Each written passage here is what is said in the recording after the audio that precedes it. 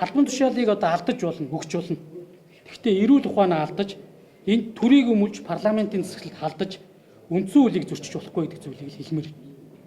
За тэгээ үндсэн хуулийг ерөн сүүлийн үед бас өөрийнхөө үйлдэл буюу томилгооны явуугаараа зөрчсөн. За одоо дууслаа би. Мэдээлэл маань дууслаа.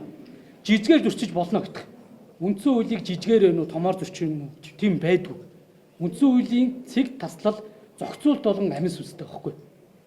Томилоо гэдэг зүйлийг шийдвэрийг гаргаад бүр цахим хуудас дээр хэлсэн шүү дээ. Тэгэд welcome to inquiry жилүү бүр ингээ баяр хүргэж байна. Би энэ дээр юу хэлж ийм гэхээр энэ улсын их хурлд ерөнхийлөгчийн институцид танилцуулах үүрэгтэй байхгүй.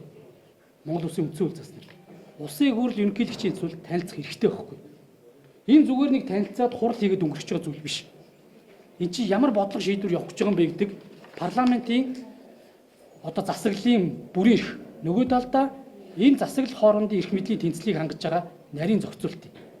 Энийг үгүйсгэхэд суур эрх мэдэл буюу суур үндсэн хуулийн зарчмыг алдагдуулна гэдэг бол бас нэг талтай туйлын харамсалтай байна. Зандан шатар даргаыг бас ойлгож байгаа гэж бодож байгаа. Намын хамт олон буюу олон үгүйг хэлчлээ. Маш олон залуучууд үгүй гэж байна. Тэгээ энэ одоо зарим зүйлийг ойлгохгүйгээр энэ одоо баримтгүйгээр онц нотоо гэмт хэрэгт хүнийг гүтгдэг. Энэ харлуул, доромжлол энэ бүх зүйлүүдээ одоо өнөөдөр зогсоох ёстой.